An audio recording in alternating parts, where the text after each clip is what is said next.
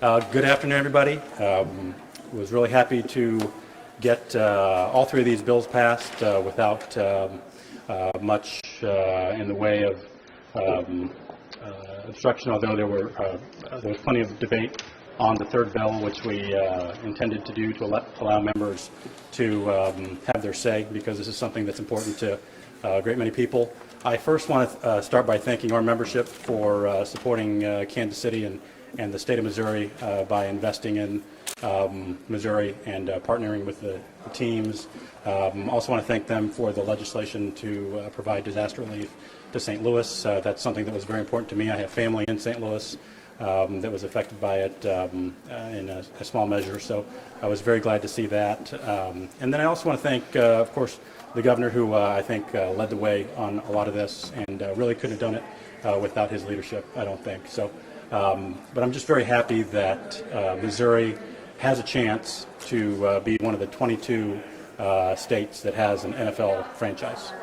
These things are very valuable, and I was reading where some people consider the Dallas Cowboys America's team, but that if you look at statistically around the world in terms of fans and fan base, the Kansas City Chiefs are the world's football team. And to have something like that be in your state, I think that is very valuable and worth investing in these public entities to try to keep the teams here. I'm under no illusion that this guarantees that the teams will stay, but I think it does make a statement that Missouri really wants the teams to stay and is willing to make an investment with the teams to keep them here. So very glad that we were able to get that done today. I'll sign the bills later with Senator O'Loughlin, and then it's on to the governor's desk. So I'd be happy to answer any questions that you guys have. The legislation would require significant input from local entities as well. Absolutely. Obviously, last year a bill on that failed. Right. Are you optimistic about a future vote of that? What is the debate about? I am just talking with neighbors and folks back home. I think there were some issues last year with how it was done. I think given this year, people would know this is it, they're going to leave if they don't have this investment. I think people will really come out and support the Chiefs. I think in all likelihood in Jackson County it would be a vote for the Chiefs. And something that I would hope for is that we could lower tax so that citizens are getting a lowering of the taxes that they're paying, and that it would pass and the Chiefs would be able to stay. And then I think in terms of the Royals, I do think that Clay County site is very attractive. I think you would need a vote up there, or perhaps there's another source of funding in Kansas City at the other sites that have been mentioned. During committee hearings over the last 2 weeks, there seemed to be a gulf between the amount of information shared by the Chiefs about their plans if they stay in Missouri, than the Royals, who just said that they're considering multiple spots in Missouri. Yep. Are you worried that this is sort of creating a new bidding war between Clay County and Jackson over the Royals specifically? Yeah, I think that's a good point. But for me, as long as they stay in Missouri and citizens get to have their say, of course there would have to be a vote in Clay County. I'm okay with that. But for me, I think the main thing is that we keep the teams in Missouri. And I think with the legislation that we passed, we've made that much more likely. And you would prefer the teams go to Clay? I don't prefer anything. I just think the Clay County site, with the funding layers that they have, is very attractive. But if there was a source of funding in Kansas City, I think it would be great there too. In the budget committee yesterday, the representative from the Jackson County legislature said they'd want a commitment from the team before they would even schedule a vote. Oh, really?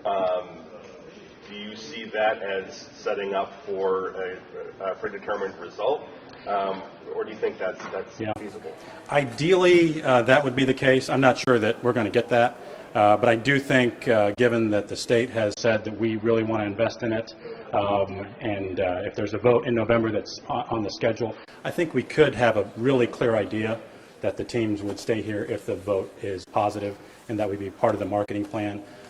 So I think we might not get a guarantee, but I think you'd have an understanding, and when people go vote, they'll know if we do this, they'll stay. If they don't, they got to look elsewhere. When do you expect a vote of the people in, say, Jackson? I think the earliest time would be just in terms of scheduling in November. Did you hear what Deron McGee told us on Monday, and that he doesn't think a vote of the people would be likely for either team in Jackson County this year? I did not hear that from former Representative Duran McGee. I think in terms of the teams wanting to know where they're going, I think that would be the best thing, but I'll probably speak with former Representative McGee. Given that the Kansas deadline is June 30th, but a vote can't happen in Missouri locally until well after that. Yeah. Do you have any expectations that the Royals, for example, would actually commit to Missouri before June 30th, before knowing how that vote would go? That was one of the things brought up in committee. I don't know what the teams will do. They have their own plans on what to do. I think that's very unlikely.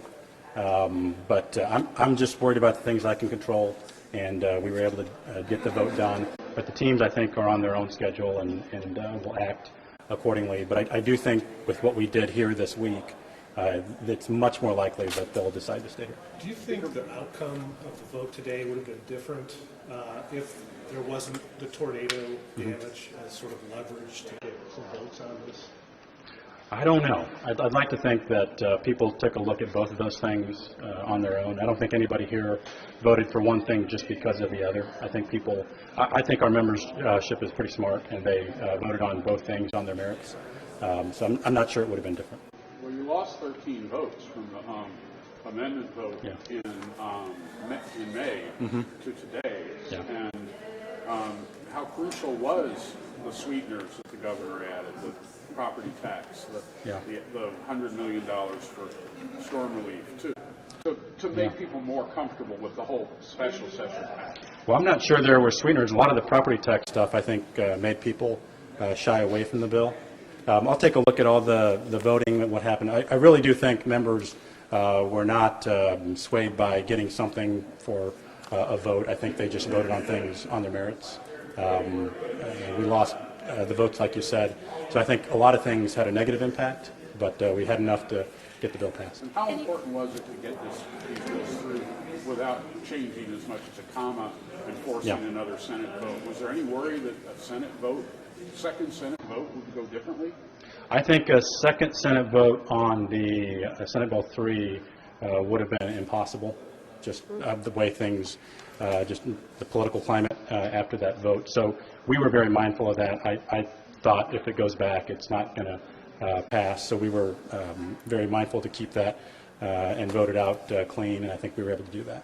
What do you make of the concerns that now we do have this patchwork of property tax set up dependent on entirely on what the Senate decided? Yeah, that's very concerning to me, and I'm glad you brought that up. I do intend to appoint an interim committee to focus especially on property taxes. Its sole purpose will be to look at the property tax problem that we have in the state. You go around to any of the counties. I was talking with the governor this morning. He said he went to a county and they're bringing up property taxes. Of course, in Jackson County, this is a huge problem. I would say it goes to crisis levels. So I think what I'd like the committee to do is look at it, find legislation, propose legislation, and again, I would call on the governor during our September veto session to concurrently have a session that for legislation that would address the property tax problem. Do you think this current property tax proposal would hold up in court? I don't know. One thing I don't do is guess what is going to happen in our courts. I think I've heard from a lot of attorneys that say it absolutely will. I've heard from some that said that it won't. I do think it's constitutional. There's a severability clause in there, but I'll let them decide that. We can only control what we can control. The initial appropriations bill contained only the $25 million and was later amended to include the $100 million for St. Louis only. Thoughts on the expansion of that and using the GR for that purpose? I was very much in favor of it. I think it was mostly unanimous here. We always talk about St. Louis being the economic engine of our state. It's one of the greatest American cities that we have. It is hurting. It was affected by this event. I think Representative Kimberly Ann Collins spoke very passionately about that. It was very touching. And so the fact that we could give them $100 million along with the federal dollars, I think it's something that we needed to do and was very happy to do. Speaker, is it too late for this stadium deal? Or what took so long? Could we have done this in 2024 with a special session? Yeah, well, I think a lot of times when you're trying to do hard things, they get put off. and this was hard. It's not, it's not easy to explain to people why you're, and some people say giving money to billionaires. So I think it gets delayed naturally, but I think when it came down to crunch time, the Missouri legislature stepped up, passed what we needed to pass to give us a chance to keep the teams. Because of the stadium package plus tornado relief and additional spending for it, how much tighter does this make budgets for the state in, say, year 2026 and 2027? It certainly takes away from the bottom line. And again, I think when we talked about what happened with House Bill 19 earlier this year, one of the unforeseen benefits was that we had that funding for these unexpected things that happen. And that's why we like to keep things on the bottom line for these contingencies. One of the things I do want to mention is the $50 million for the MU reactor, which I'm very happy about. I think they're producing things there, drugs, isotopes that fight cancer, and I think a lot of that pays for itself. And so I was very glad to see the $50 million for the reactor.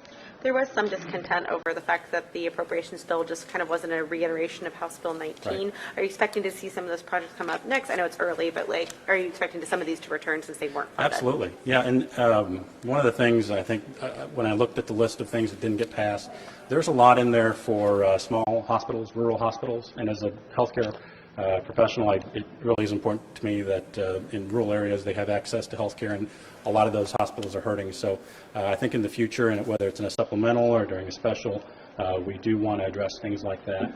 I was very happy that the money for the mental health facility in Kansas City got through. So I think all the stuff that didn't get done, we can consider that whether it's in September or in a supplemental. Do you have any concern, given the federal budget negotiations underway, that you'll have to return again before veto session? No, I don't have a concern for that, but I do think we will have to have a supplemental, and it is very concerning hearing things from Washington about cuts that would affect the Medicaid program. And I think Senator Hawley has been very vocal that we should not cut Medicaid, and I would join him in that. We'll just have to see what happens in D.C.